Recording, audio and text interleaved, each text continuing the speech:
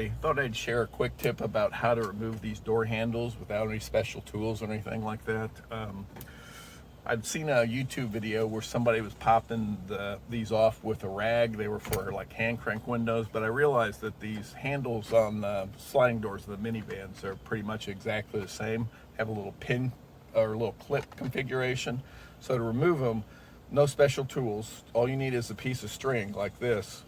And if you'll pull it down just behind it and then just kind of pull it and kind of roll it a little bit, it'll just pop right off.